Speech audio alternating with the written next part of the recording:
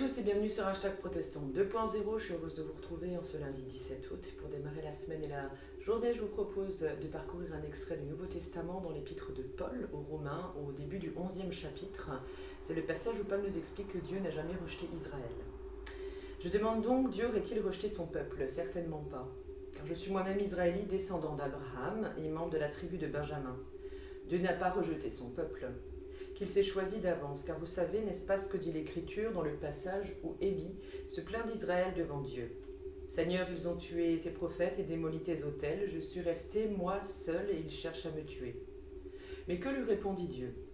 Je me suis réservé 7000 hommes qui ne sont pas mis à genoux devant le Dieu Baal. De même, dans le temps présent, il reste un petit nombre de gens de Dieu, que justement Dieu a choisis par bonté. Il les a choisis par bonté, non jamais à cause de leurs actions, sinon la bonté de Dieu ne serait pas vraiment de la bonté.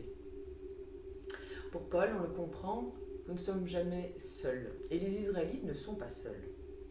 Avec cet extrait, justement, où Paul fait référence au prophète Élie, Élie, lui qui se croyait au bout du compte, restait seul à être fidèle au Seigneur.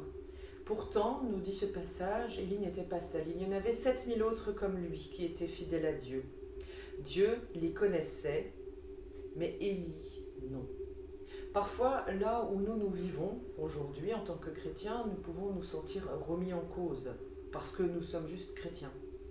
Mais comme le prophète Élie, nous pouvons être assurés que nous ne sommes pas seuls. Beaucoup d'autres que nous-mêmes partagent les mêmes convictions, la même foi, et des fois nous ne le savons pas. Alors faisons confiance.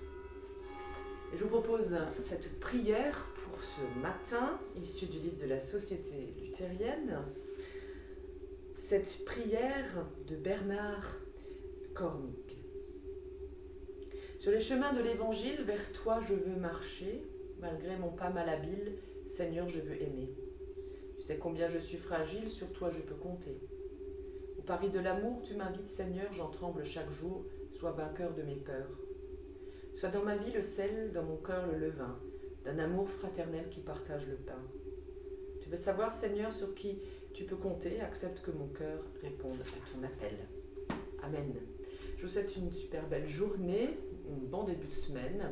Je vous dis à demain matin pour la prière du petit-déj. Et n'oubliez pas nos 2 rendez-vous encore jusqu'à la fin du mois d'août. Les mercredis, on part en voyage en Alsace du Nord, à la découverte et à la rencontre d'une communauté paroissiale, de nos paroisses de l'UEPAL.